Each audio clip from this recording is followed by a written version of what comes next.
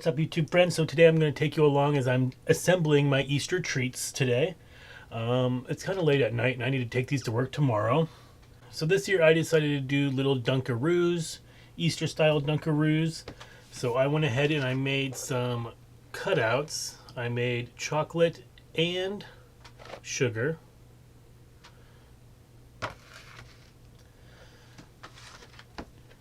And I got these little cookie cutters off of Amazon, and they had all these cute little Easter shapes. I'll link them down below. So this cookie recipe I'll also link down below for both of the recipes. It's basically the same one, you just add a little cocoa to it. But this is a no chill, no spread, and it does keep their little shapes and faces pretty well.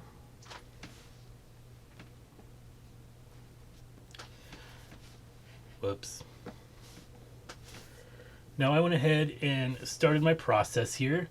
So also on Amazon I went and got a bunch of these little cake pan tins. They were on sale, so I just grabbed the pink ones. They have all different colored ones.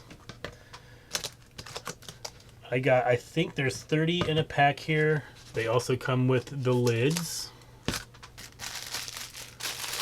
Matching little sporks.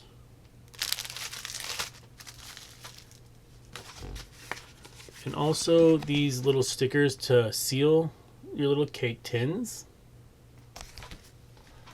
Now I'll have these linked down below also. Now this cookie recipe is very forgiving and very simple, but one thing that made it extremely easier and very fast to crank out these little cookies was this rolling pin I got off of Amazon. This rolling pin was under $20 and it came with this very large Silpat. It is stainless steel, and one thing that I liked about it is it came with these little spacers. Now I used the 1/4 inch spacers for my cookies and it rolled out beautifully. Now all you do is unscrew the end here.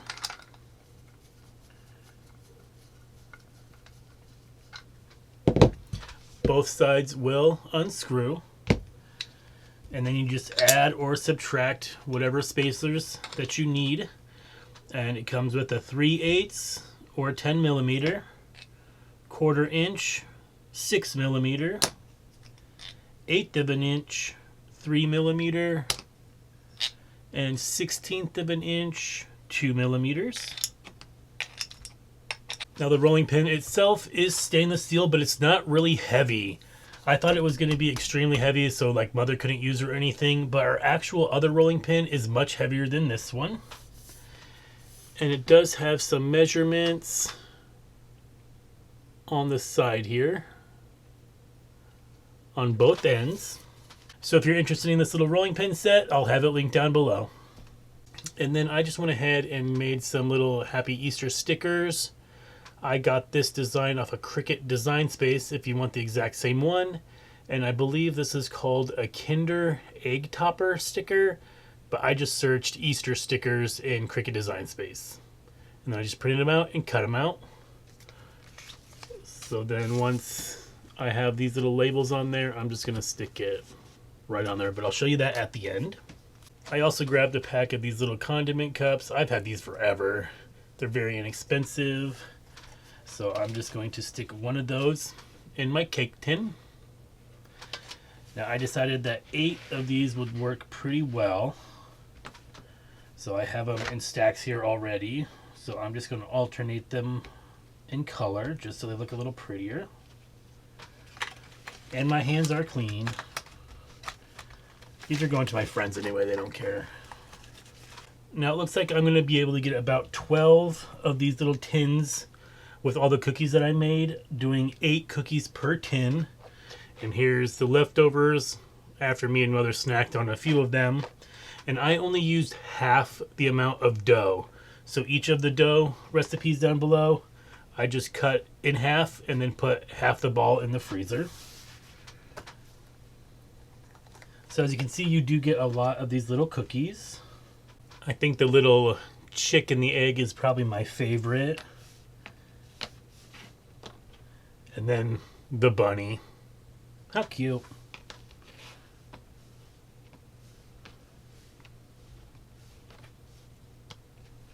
And just to save a little bit of time, I grabbed some cream cheese, whipped frosting. And I'm just going to stick it in this bowl and whip it up a little bit more. You could always do homemade if you want to.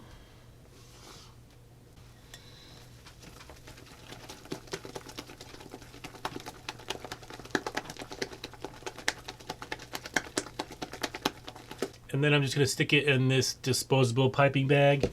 I got these off of Amazon a long time ago. If I can find it, I'll link it down below. It was not very expensive. It came with 6 tips, 2 reusable bags, and then the little couplers. I think there's 2 of them in here. And it also came with these frosting scrapers and dough scrapers. And I use it all the time. It just makes it look a little bit more professional. So I just like to put my piping bag in a cup while I fill it. It just keeps it upright. So then you can use one of your little scrapers that comes with it to push your frosting down so it doesn't leak out the top. And now I'm just going to fill this up. Now my lids aren't very tall, so I don't want to go very high, but I do want a lot of frosting, enough, you know, to dip all these cookies in.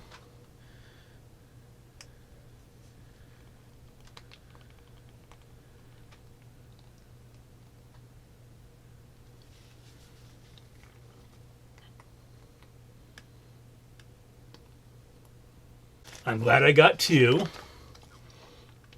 You could do less frosting, but I think you need a lot to dip it, you know? And then at Walmart, I just went ahead and grabbed some of these unicorn sprinkles. They were the closest, like, pastel-y colors that I could find there. So then I'm just going to put a few on top of my frosting.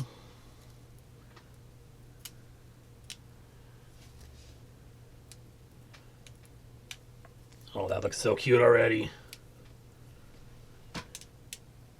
I apologize if you can hear my chair. It's getting extra squeaky over the years.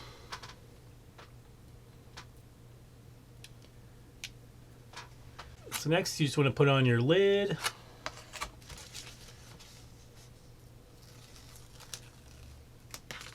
I'm going to attach one of my little sticker bands.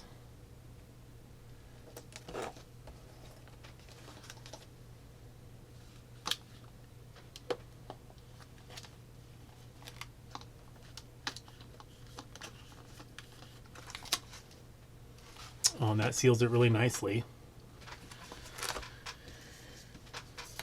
And next I'm just going to take one of my stickers that I made on Cricut.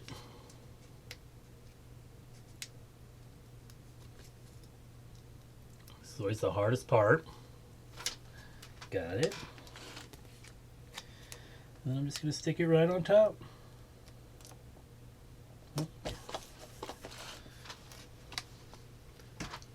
Just like that. How cute. So now I'm just going to finish the rest of these up and put them in this adorable little Easter basket that I made. This will be my upcoming video after this one.